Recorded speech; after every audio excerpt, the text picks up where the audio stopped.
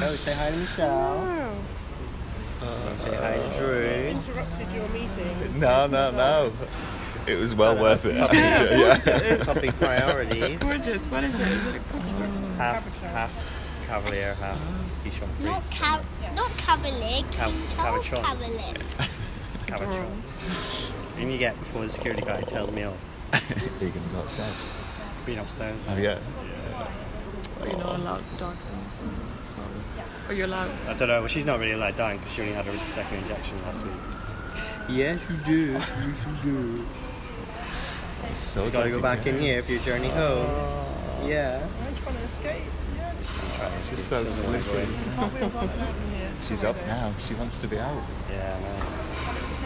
Okay. Thank you so much. Really And you'd appreciate that. Yeah. Yeah, it's worth interrupting now. Nice to meet So, you. you too. So yeah. Great interruption. Love dogs. Good. So this was around AR and whether Zara's use of it or their use in store. I think it really comes back to what we said about adoption.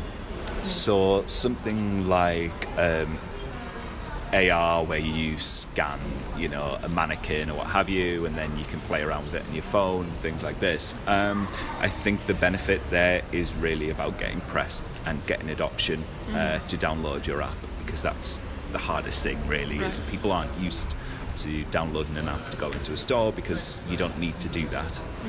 Fine if you're going to shop online, but I think the best thing that I've seen, the best use of that has been to get people to download apps. Right.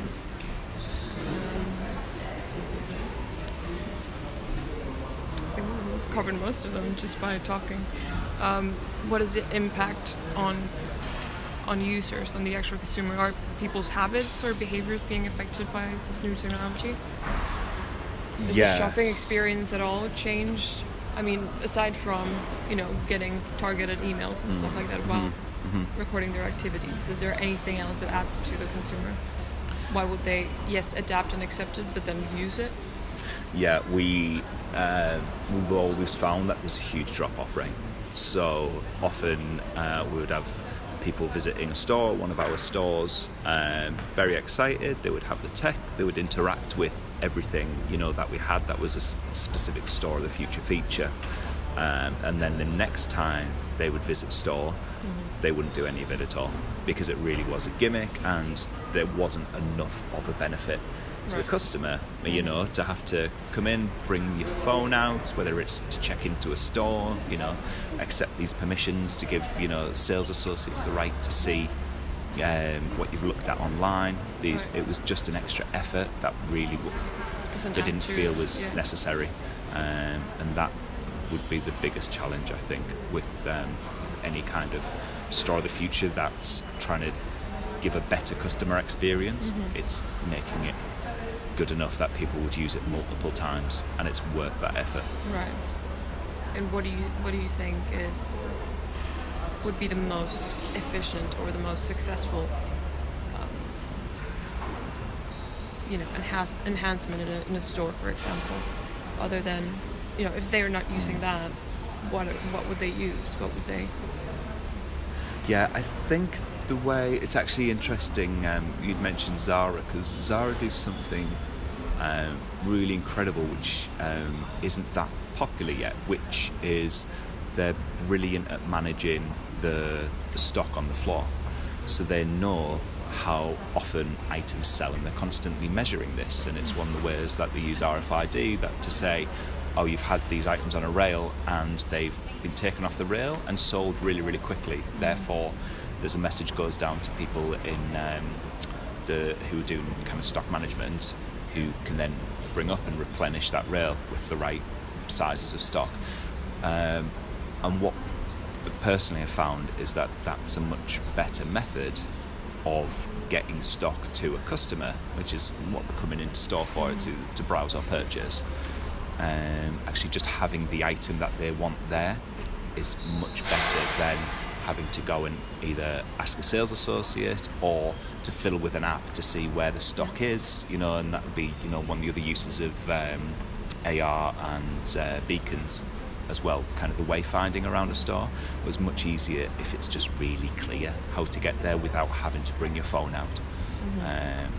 And that, I think that was a really good use. Again, it's not sexy and it's not, you know, a cool way of using tech that's really visible to a customer, but the stock's always there when they need it. Yeah, because I mean, from my experience and what we've been talking about, the more visible things like, you know, AR or like the smart mirrors and stuff like that, as you said, people use it once and then that's it. It doesn't really catch on. Yes. So that's not really what's the future for stores, really. It's just I like believe hidden so. tech. Yeah, I mean, from my experience, that's what I found. It's really the gimmicky bits, the mirrors. You know, I mean, it's fine, yes, and it'll get people in store and you get the press. But really, the magic of having something like RFID in a fitting room is to say a store manager knows exactly where the stock is in their on their floor, so they can say, if there's supposed to be 3 mediums on this rail of this one product and one's missing, well, I know where it is. It's in a fitting room. If it's not in the fitting room, well, then it's probably theft. You know, it's probably not in the store if it hasn't been registered as a sale. Yeah. And that's really, I think, certainly what we realised is probably more about the store of the future. It's more towards efficiency within the operation. It's a great term for it, yeah.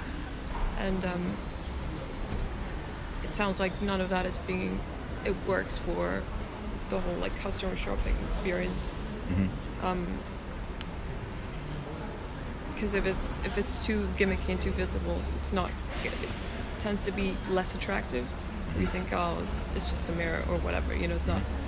You don't reuse it, or you're not. It doesn't add to it, really. Yeah. Yes. So, what do you think what is the future for retail in that sense? The tech in retail is that efficiency?